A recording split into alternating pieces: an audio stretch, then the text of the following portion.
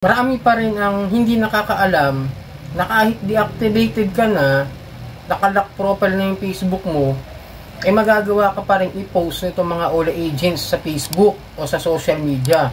Tandaan nyo, hindi naman mahalaga sa kanila kung deactivated yung Facebook mo eh.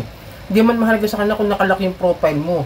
Ang mahalaga sa kanila ay yung mga makukuhang info na kailangan nila para maipahiya lamang kayo sa social media. Alright, welcome back mga kadyani. Muli, bago tayo magsimula sa ating tatalakaying topic ngayon, ay maglalambing lamang po ako sa inyo na pakifollow po ang aking mga social media account, ang Facebook, TikTok at itong aking YouTube channel. Pakilike na rin po, share at hit nyo na po yung notification bell para updated po kayo sa mga videos na ginagawa natin dito about sa usapang OLA. So yun nga, sabi ko doon sa intro natin, hindi mahalaga dyan sa mga OLA agent na yan kung kayo nakalock profile, naka-deactivated, kahit lahat ng social media accounts ninyo, hindi naman mahalaga sa kanila yan eh. Ang mahalaga sa kanila yung binigay natin mga impormasyon, like the IDs, yung mga picture natin, nung inallowed natin yung OLA doon sa ating mga galleries na maaari nilang makuha anytime, at lalong lalo na nung time na nag-allowed kayo doon sa pag-download at pag-install para lang makautang dito sa mga OLA, ay automatic na makukuha ng kanilang system lahat ng kailangan nila na mga picture sa inyo. Tandaan nyo po yan, no? Kaya kung magtatanong kayo sa akin, kung magtatanong sa akin na, Kuya Johnny, lock na nga eh. Deactivated na nga eh. Paano pa rin ako na-i-post? Ito, bibigyan ko kayo ng isang modus nila na kung saan yung ID ninyo at yung picture ninyo ang gagamitin nila para ipahiya through their FB page or FB account na gagamitin nila na dami doon sa kanilang sa kanilang FB. Ito, pakita ko sa inyo. Paki-report na rin po para makatulong tayo sa mga biktima ng mga OLA na ito na maabusadong husto. Tingnan niyo yung post na itong FB page na ito. Utang na mo yung pangalan, di ba? Utang na mo. Takpan ko lang yung pangalan tsaka yung number ng tao, no? Tapos ano po itong may picture po dyan sa ibaba nung nangutang at tsaka yung ID niya. Yung binigay niya mga ID na kailangan para makapag-loan. Ito po yung sinabi nung FB page nung OLA agent, mag-iingat sa palautang na ito. Hindi siya nagbabayad. Ang modus niya ay magpapaawa effect at madalas gagamitin ng anak or member ng family na may sakit na cancer. At kapag naawa ka na, hihingi siya ng tulong, kunwari at sasabihin, utang yon at babayaran niya din. Pero ibablock ka na sa FB at hindi mo na siya makokontak after mo maibigay ang pera. So yun po yung pamamahing ginagawa nila. No? Bali, ang ginagawa na itong OLA agent na ito is nanggagaslight. Ngayon, tatanungin niyo ako, Kuya Johnny, anong OLA po yan? Tandaan ninyo ha, may nakikita pa rin ako sa mga comment section ko na anong OLA yan, paano malalaman. Hindi basta-basta magpo-post ng kanilang pinapasukang OLA yung mga yan, yung mga OLA agent na yan. Tandaan nyo, hindi yan katulad ng iba na tatanga-tanga na gagamitin yung mga ibang OLA pages para sabihin na sila yung nagpo-post, o yung ibang mga OLA agent na nakakalimutan at nilalagay nila yung kanilang mga pinapasukang OLA, o kaya naman isisiraan nila yung ibang OLA. Parang gano'n, no? Para sa akin, kung bakit nila nilalagay yung mga OLA na yun is depend. Pero sabi ko nga sa inyo, 80 to 90% ng mga OLA ay abusado at namamahiya. Ilan lang talaga dyan yung matitino. Pero kung kaya na i-post katulad nito, kung kayo ay medyo nababagabag, Tagalog, no?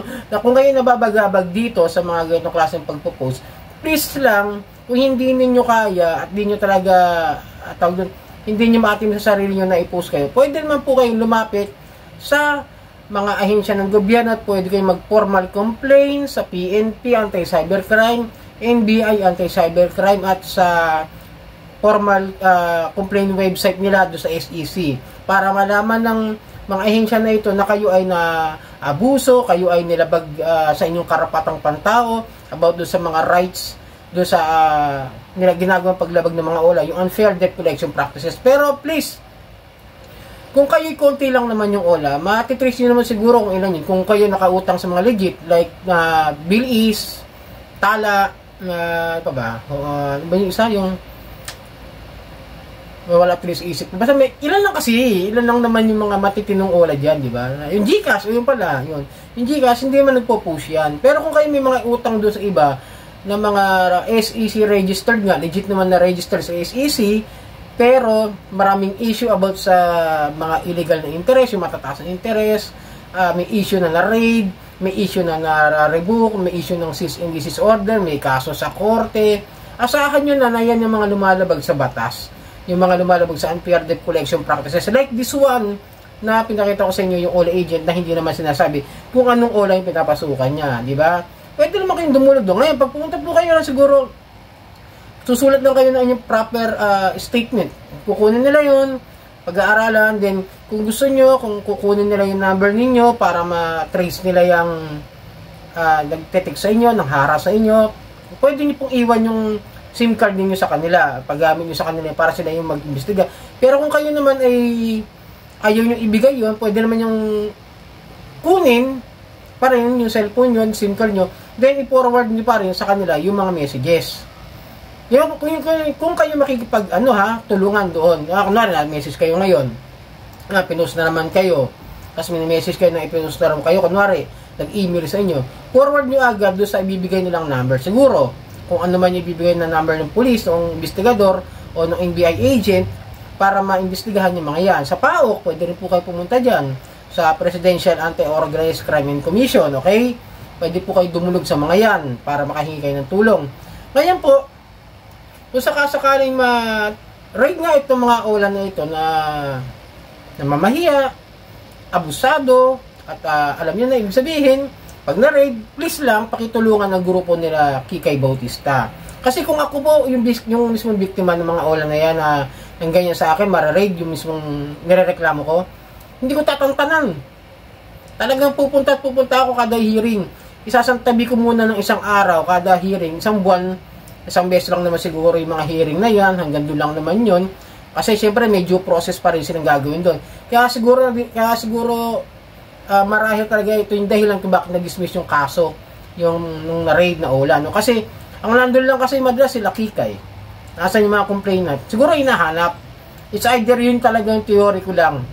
Kasi kung sila lang yung magreklamo, kukuhanan pa rin kasi ng ng statement yung mga biktima na kung paano kayo naharas. Kukuhanan pa rin kayo ng pag-aaralin pa rin kasi nila yon. Yung po kasi yung due process po na kailangan na gawin para sa investigasyon, para sa tuluyang pagsasampa o magkakaroon ng hatol doon sa korte. Pinakamahalaga po yung pagdulog ng mga biktima ng mga complainant. Ngayon, lalagay ko yung link nitong OLA agent to. Pakita ko ulit sa inyo, no? Si utang na mo. Ilang araw na to hindi pa rin nabubura, no? Kasama dito yung isa, yung si Alma ba yun? Hanggang ngayon nandiyan pa rin, nakapost pa rin siya, updated pa rin siya. Tapos ang binuksan ko yung kanyang mga friend list, ang dami nilang agent. Sa totoo lang, hindi ko lang ma-confirm kasi minsan hindi sila nagbibigay ng malisyosong salita, kaya ayoko i-post muna, ayokong magkamali, baka mamay mabaliktad ako. Pero ang dami nilang OLA agent doon na nagpo-post ng mga picture na naglalagay ng caption na please pakiusap lang po kung sino nakakilala. Parang gano'n, parang akala mo yung nawawala. Akala mo nawawalang yung missing person yung ginagawa nila doon sa pagpo-post nila ng caption doon sa mga may utang sa kanila. Teacher pa naman din, isang grupo, pinost niya. So yun, sana tulungan nyo ako i-report dito itong OLA na ito, na tandaan nyo ha, kahit deactivated, kahit lock na yung profile ninyo, pwede kayong i-post itong mga OLA agent. Sana nakatulong ang video ito. Muli, maglalambing po ako sa inyo na pakipollow po ang aking mga social media account ng Facebook, TikTok at itong aking YouTube channel. Maraming pong salamat at hanggang sa muli.